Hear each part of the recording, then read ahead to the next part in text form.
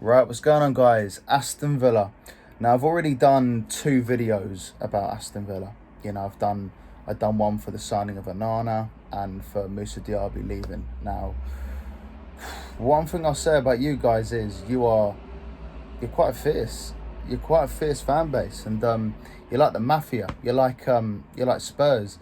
Um, any hint of negativity about your football club, you're pouncing, you're angry, you're fuming, and yeah, not gonna help matters by doing this kind of video. But let's get into it.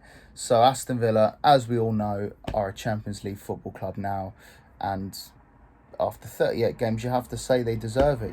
Anyone that finishes wherever they finish after 38 games, you're not robbed. You deserve to finish where you do. And yeah, credit to Aston Villa. So going into next season, where do I think Aston Villa are going to finish? Well, first of all, they've strengthened well. Douglas Luiz leaving, though, was a massive blow, because even though they replaced him with Onana, he was a massive part of how Villa played last season. Him and John McGinn in the middle, Kamara, Tielemans coming in when needed. They were big parts, but Douglas Luiz was the key, along with McGinn. Them two were just unreal, and they're going to miss him big time.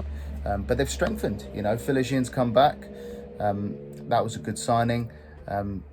Begs the question why you guys sold him in the first place. But anyway, Ian Matson's come in. Great season with Dortmund. We've seen what he can do in England with Burnley, and Chelsea couldn't quite get game time, but he's a good player. Good signing. Ross Barkley's come in. What a season he's had at Luton. And obviously, Onana's come in. And Onana, for me, won't settle in as quickly as Villa will hope for, because you guys want him to be better than Douglas Luiz, don't you? And I think you'll still miss Douglas Luiz for a good few months. Even though Onana, I think, has got the tools to be a good player, I just think Douglas Luiz probably suited Emery more, but we'll see. Onana's still a young player. We'll see what happens with him. But you've clearly strengthened well.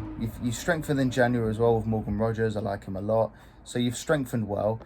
But if you said to me, where are Aston Villa finishing in the table next season, I would go 7th.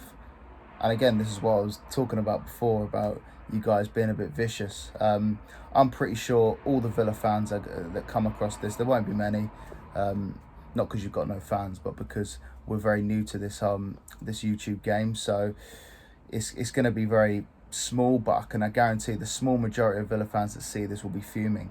But if anyone said to a Newcastle fan last season that Newcastle were going to finish 7th or 6th after finishing in the top 4, it'll be exactly the same. Newcastle fans would have gone apeshit, absolutely apeshit. But Newcastle did finish out the top 4. So again, it's not a popular one. And I'm pretty sure Newcastle fans who saw predictions of their team finishing out the top 4 would have been that way as well. But it happened. And I think that's going to happen to Aston Villa, because even though it was incredible what Aston Villa did last season, I don't think they'll be able to sustain that next season, because I feel in the second half of last season, in the calendar year of 2024, even though it was just Villa did enough to get into the top 4, Villa were very, very shaky in the second half of last season. And I hope I'm wrong with this stat, but I saw that, not the stats matter, but I think this stat's quite important. I fucking hate stats, but this is quite an important one. So in 2024, in the form table, Aston Villa were 9th. 9th in the form table. Now, for a team that's finishing in the top 4, it's not great. And that just shows that even though Villa done enough, their team was slightly declining. And that's with the Conference League, you might say. But Champions League football is going to be midweek at Villa Park. So they're not going to get away from that. They're going to have to get used to juggling around, playing midweek, Sunday, midweek, Saturday. And that's different to playing Conference League. You're playing better teams in the Champions League. And I just think the teams like Arsenal, City, Liverpool, I think first of all, those 3 teams are miles ahead of Aston Villa for me. And then you've got to look at teams like Chelsea.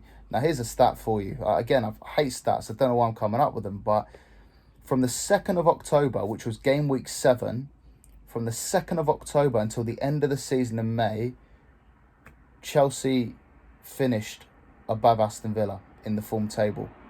So that basically proves that Villa finished above Chelsea purely because of their first 6 games. Because from the 2nd of October until the end of the season, Chelsea actually recouped more points. So that's proof that Chelsea were getting better. So I think teams are getting better. Newcastle finished above Villa in the form table. United, and all these teams are strengthening. All these teams are going to get better next season. And I've battered Tottenham. I've said that Tottenham's form was poor in the second half of last season. So I have to be fair with my criticism. Aston Villa are in the same boat. And Emery's got a history of this. He'll have a great season in the league, but for some strange reason, his teams always fall off the next year. And I cannot see for the life of me how Aston Villa can sustain a top 4 race again. And to be honest with you, would it even matter? Of course it wouldn't. Newcastle had a season in the Champions League. They finished out the top 4 this season, but they still had a season to remember. And I think the same thing is going to happen with Aston Villa. And if that does happen, they've got to pray that Unai Emery stays, first of all, and they've also got to pray that Unai Emery doesn't get sacked, because even though a team like Villa finishing 4th is great, the fans will naturally want to equal it or do better. But they need to remember where they were. Aston Villa were a Championship club 5 years ago, and they were 4 years ago, they were on the cusp of relegation. If it wasn't for a VAR call or a goal line technology call, against Sheffield United, they'd be in the Championship. So Villa have come a long way. They've done fantastic things. They've got great players. I think they'll come 7th this year, and I think that'll still be a very good season. It's tough to muscle your way into the top 4, top 5. There's so many big clubs around who are doing business year in, year out, and Villa have been stiffed a little bit by financial fair play. They're not able to spend as much as they would like because of the restraints, which I think is bollocks. But if I was a Villa fan, I'd be confident going into next season, even though it might not be enough to get back into the top 4. Still, it's going to be a very, very memorable season for Aston Villa.